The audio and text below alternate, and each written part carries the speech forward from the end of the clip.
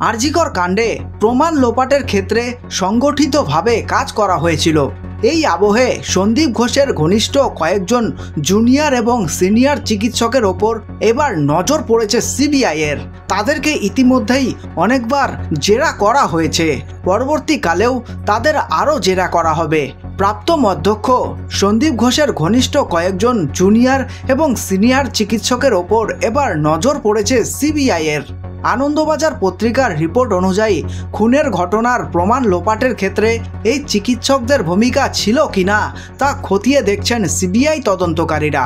9ই August সকাল থেকে ওই চিকিৎসক খুনের ঘটনায় প্রমাণ লোপাটের বিষয়ে যে সংগঠিতভাবে ঘটানো হয়েছিল সেই দিকটি খতিয়ে দেখছে সিবিআই।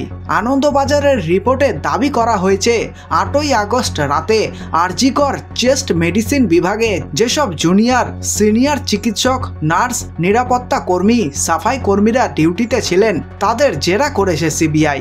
এছাড়াও খুন হওয়া চিকিৎসকের ঘনিষ্ঠ সহপাঠীদের জেরা করেছে সিবিআই। সেই সূত্রেই নাকি সিবিআই জানতে পেরেছে সন্দীপ ঘনিষ্ঠ বলে পরিচিত অনেকজন জুনিয়র চিকিৎসক ক্লাস করতেন না, তবে তারা পরীক্ষায় অনেক বেশি নম্বর পেতেন। এই পড়ুয়াদের নিয়ে নিহত চিকিৎসক নাকি অসন্তোষ প্রকাশ করেছিলেন বিভিন্ন মহলে। পরীক্ষা মূল্যায়ন পদ্ধতি নিয়ে সরব হয়েছিলেন সেই পড়ুয়া। এই আবহে সন্দীপ ঘনিষ্ঠের কাছে চক্ষুশূল হয়েছিলেন সেই ডাক্তার ছাত্রী।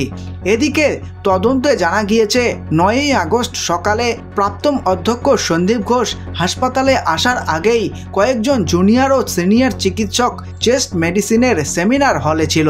এই আবহে সিবিআই জানতে চাইছে কেন এত তৎপরতার সঙ্গে সেমিনার রুমে গিয়েছিলেন সন্দীপ ঘনিষ্ঠরা। 8ই আগস্ট রাতের কর্তব্যরত জুনিয়র ও সিনিয়র চিকিৎসকের মোবাইলের কল ডিটেলস এবং টাওয়ার লোকেশন পরীক্ষা করা হয়েছে। রিপোর্টে দাবি করা হচ্ছে মৃতদেহের আশপাশ থেকে নমুনা সংগ্রহের সময় এবং মৃতদেহের সুরতহাল ও ময়না তদন্তের ক্ষেত্রে এই সন্দীপ ঘনিষ্ঠ চিকিৎসকরা দাপট দেখিয়েছিলেন।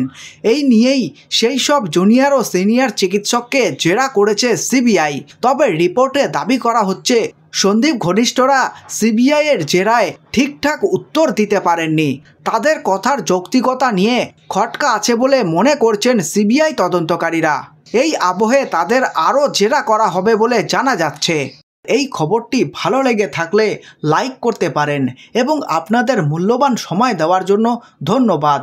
আপনাদের দিন শুভ হোক।